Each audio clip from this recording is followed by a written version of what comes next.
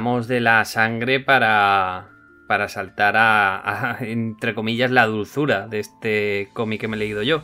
Y es Después de medianoche, que nos trae La Cúpula.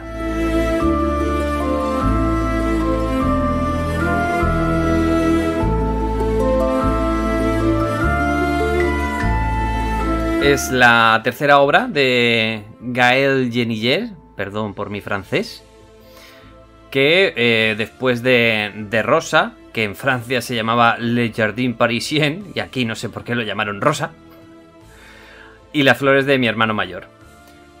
Geniller, a pesar de tener una gran experiencia y bagaje en el mundo del dibujo, porque se especializó en la animación y ha trabajado en muchas películas haciendo fondos y decorados, es un artista más o menos emergente en el mundo del cómic, ¿no? Porque ya digo, es su tercera obra únicamente.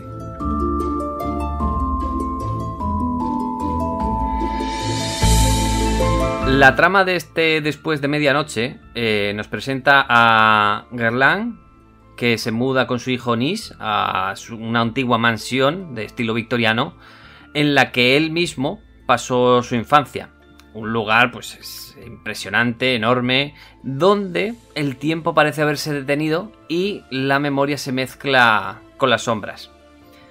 Desde que llegaron a la mansión, Guerlain sufre de insomnio y parece que algo extraño, algo que se oculta entre los pliegues y las sombras de la casa, empieza a comunicarse con Nis, el hijo. Algo o alguien que podría estar dándoles la bienvenida a la mansión o no.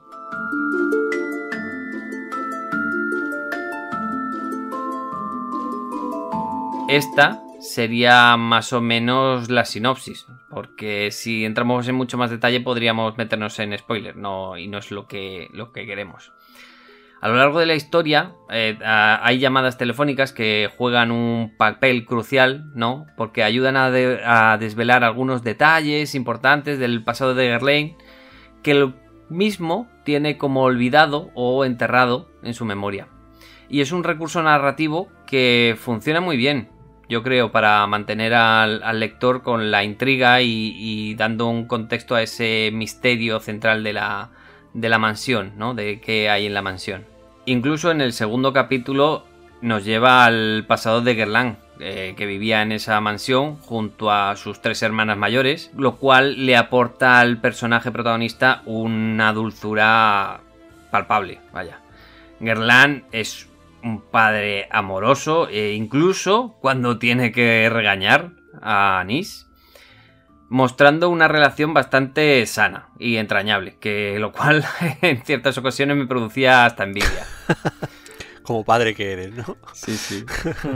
Este contraste, ¿no? de esa ternura, ¿no? Y las tensiones y misterios de la mansión construyen una atmósfera única, alejado del típico terror, porque sí que es una historia de terror, pero se acerca más a la melancolía.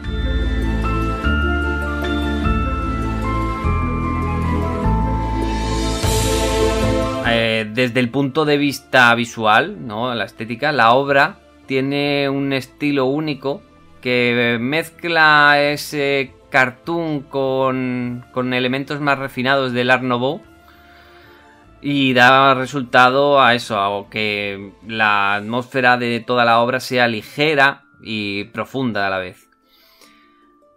Se pueden detectar influencias, para mí, de la estética manga en algunos momentos, ¿no? En algunos planos o en algunas representaciones de los personajes.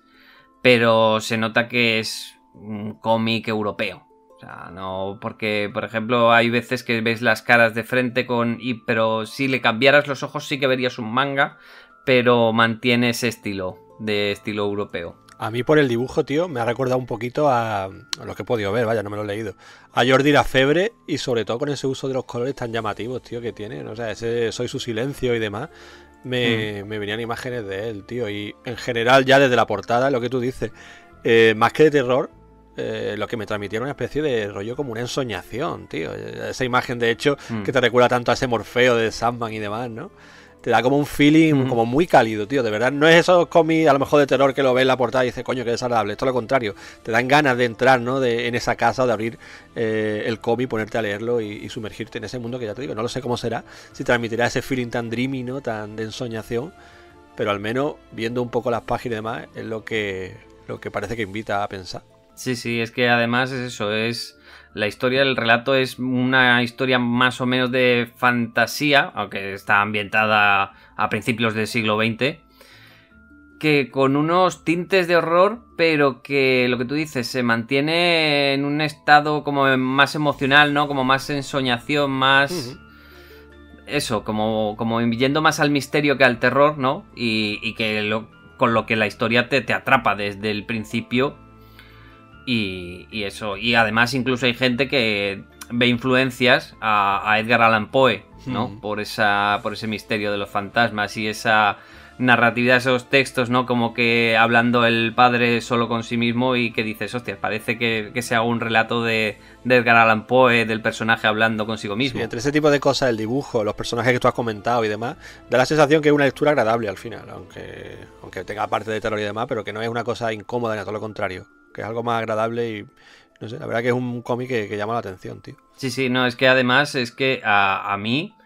Y lo he oído también mucho por ahí, ¿no? Pero es que lo que más destacable de este cómic es que lo veo muy accesible, pues prácticamente para todo el mundo, ¿sabes? Da igual edad, gustos y es que es, yo creo que incluso perfecto para regalar a alguien que se quiere iniciar en el mundo del cómic, porque el guión, ¿vale? Es sencillo, es directo y no se complica mucho.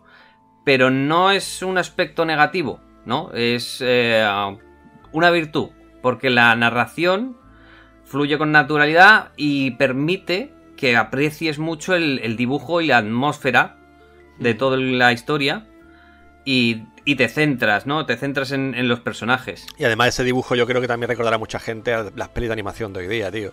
Que si Rollo Pixar y demás, yo creo que también es muy accesible para la gente que no esté metido en el mundo del cómic. Encontrarse esos diseños tan agradables, ¿no? Y tan familiares, siempre hace que, coño, que te entre mejor. No es lo mismo que meterte un dibujo de estos medio abstractos, bizarro, oscuro, blanco y negro, que te digo yo.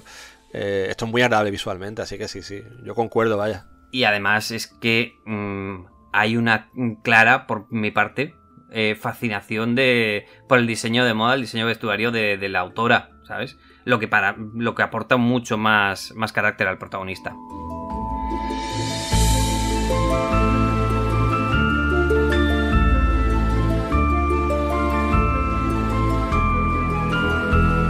En resumen, después de medianoche, yo diría que es un cuento, ¿no? Un cuento delicado, hermoso y sencillo, donde lo que más destaca es el dibujo de Jenny Jer y que deja una impresión que se te queda ahí grabada.